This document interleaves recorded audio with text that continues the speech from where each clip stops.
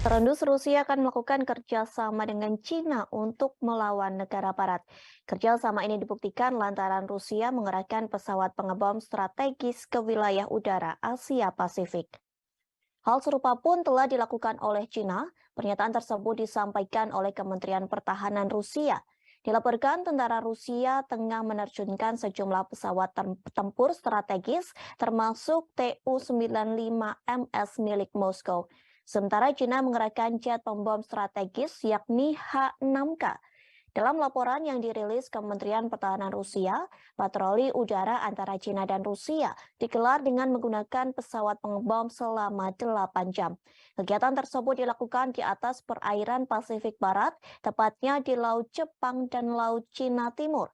Tak hanya melakukan patroli, aksi manuver pesawat pengebom Tu-95MS dan H-6K yang diselenggarakan pada Rabu 30 November 2022. Diklaim China dan Rusia melakukan serangkaian latihan bersama dengan menyelesaikan misi pendaratan silang di lanut kedua negara. Selama patroli berlangsung, pejabat Rusia menegaskan bahwa kedua pesawat yang tidak melanggar wilayah udara negara manapun. Pejabat Rusia mengklaim manuver ini juga dilakukan sesuai dengan ketentuan hukum internasional yang berlaku. Patroli ini merupakan kali pertama yang digelar antara Rusia dan China.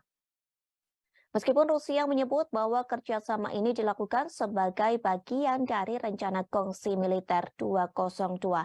Namun, Pentagon meyakini bahwa patroli kedua negara ini dilakukan untuk menyatukan kekuatan dalam menghadapi serangan militer Amerika Serikat.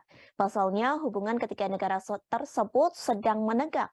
Ternyata hubungan Rusia dan China yang kian harmonis sudah terjalin sejak beberapa tahun terakhir. Kerjasama pertahanan antara China dan Rusia semakin kuat sejak Presiden Vladimir Putin mengirim pasukannya ke Ukraina pada 24 Februari. Bahkan di tengah memanasnya hubungan Rusia dengan negara-negara Barat, pemerintah China nekat melakukan latihan gabungan dengan Rusia. Latihan tersebut telah dilakukan pada September 2022 silam.